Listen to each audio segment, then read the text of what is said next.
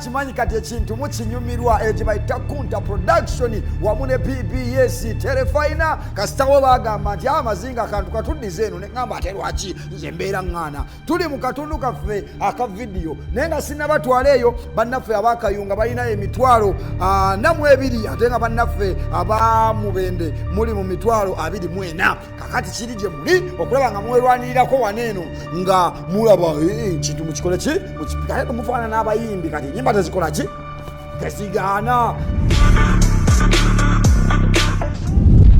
Chuma kalimagezi wano watutuuse sooka osumulule endongo kiriranga boyambuka twakatinya kunakula mukulu owa wakati essebo kayimba kyako era ani yakayimba bamuyita AK47 AK47 bakayita batya kasaziza eddiiro saidi eno amanyiko linnya limu lyokka AK bakapulenga mutulaga abadde ki kiganyi akayimba bakayita kidandali aka AK47 omugenzi wa sin peace mpaka yimba akalala mwanya bakazi banyimukanudda akaso ali mu manyoga wekomerawo sebo gososo okunyiga lwaki okwata ku mutwe mubonyize tobyekakasa bwe kacwa kayimba kani akayimba ako kasala sala zawedde sabula tulira bibyo sala zawedde bakayita batya dia wange nkasaziza eddiiro dia wange kasala zawedde kituufu oba mumanyiyo omulala temulinawo kabonero amaanyi nga gabawedde mudda mwetuli temulimu oba mwemuli mugamba Mubende mubagambe Mubende ezo kimala mwetuli akayimba ka mukyala Chance Nalubega bakayita dia wange kale just tugende kayimba akaddako amasoko kanzita nga banangomana webale nnyo omukulu yanyize neera manyako linnya okakase nkinsiitaano omuyimbi bamuyita Miss Enure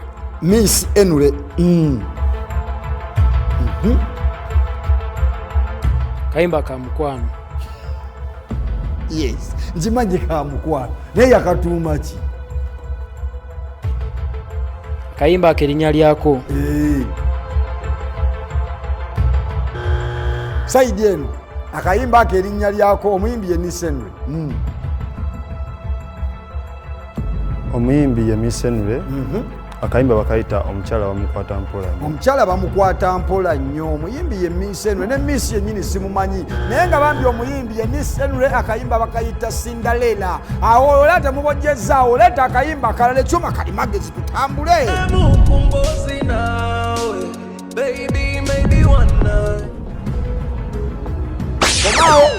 komaawo omwami owa ayimiridde mu makkati akayimba bakayita balekaabo era akayimba palaso nani palaso emitwalo 3 njikuwadde tugende maaso n'akayimba balekaabo akayimba ka palaso tugende maaso kumbe munne nawuliriza yamanya sente olibwemanyiza komaawo omukulu saidi eno akayimba ka Moses Kyagulanyi ayitibwa Bobi Wine ayitibwa Bobi Wine abitabise akutta obuugi n'abukunkumulamu amajaani kayimba bakayita bati kude nkasaziza eddiiro nkabawadde baba mwanguwe temulimu akayimba bakayita Busuka Kid Fox mpa akayimba akalala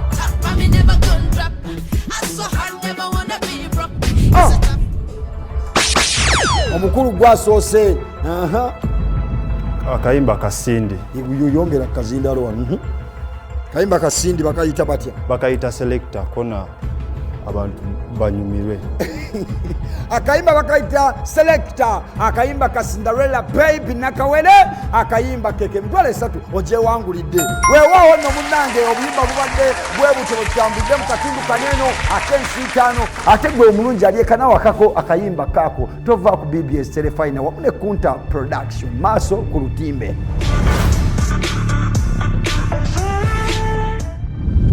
Bannaffe bannamubende we twogerera bakunukirizaako paka mu mitwalo 27. Bannaffe ba Nakayunga bali mu mitwalo 45. Ana mwezi wano we tulaze wokka ogenda okuziruzingira oba okuzongerako. Ngenda kuyita kapiteeni tugende mu kye bayita code round. Buli kibuuzo wano kyenkubuuza kigenda mu mitwalo emeka? 5. Mitwalo 5. Kitegeeza bwewangula 5 n'oli 5 gyebitwalo 15 gyegatta ku ssente zo bwe zifa munnange azitwala neyibawo. Tugende n'ekibuuzo ekisooka. Omudingi yamukulembeze wa tribe ki oba wa ggwanga ki wano mu Uganda? Omudingiya batunudde nga kali akagera akagamba mpwangali. Ekyo kiganye. Omudingiya munnange mukulembeze waaba mba. Abamba mubamanyi mba tebabamanyi. Kale katubuuzeeyo ekirala. Omukyala Zari Hassan wa ggwanga ki? Zari Hassan yamanyika nnyo nga mukyala abeera nnyo South Africa, mugagga muzibu. Wa ggwanga ki wano mu Uganda oba kabira? Kinyize kapiteeni. Zari Hassan Musoga. Musoga. Tusigazaayo ekibuuzo kimu. Ssebo ddayo eri omwami ono antutte n'emitwalo 5 mu banne. Zari Hassan mukyala Musoga. Tusigazaayo ekibuuzo kimu. Oba nnondo ali wakanondo omukulu ono yeezinze nnyo andagira ddala yatidde. Ndeete ssebo ogumye. Leeta. Omusajja asingayo obumpi mu Uganda yakazibwako linnya ki? Asingayo obumpi ati yakazibwako linnya ki oba ayitibwa linnya ki? Yangu abaaba tugende. Olaba ssente zo bwe zigenda, nze nziraba zitambula zifuumuuka. Omwami oyo yangu abaaba erinnya amanya ge erinnya lye gwe limpe lyakazibwako yesebo Kimpi Juni. Sisters eddiiro kiri sayidi eno mu mulonde ssente zonna ziri nzibawe. Aba ayitibwa Ssekimpi. Omwami oyo amanyikiddwa nga full stop.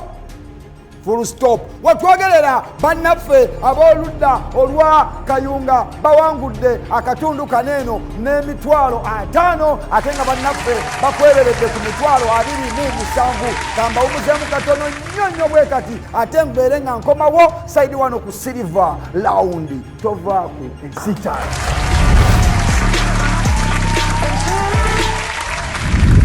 Ate nga abawangudde bw'abatyo bayingira mu vibe nzibu nnyo. Wano we wali amaziga, we wali essanyu, we wali ate okuba n'omutima ogwagalisa. Wano we tuyimiridde kekadde.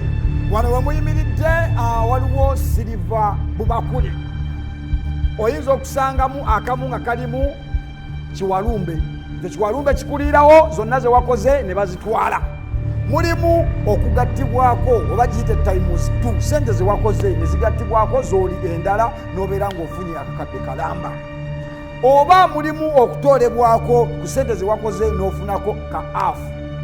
Ne wabaawo orphanage okulaga omutima ogulumirirwa bamulekwa. Zonna z'okoze nezigenda kwa aliwo gwe mwalonzeeko agenda okuba nga abikkula omukisa ye gwe taata kapi. Sowaani oba obubakuli oba siliva wuuyo webikkulire sijja kubikkulira webikkulire kankire neeno.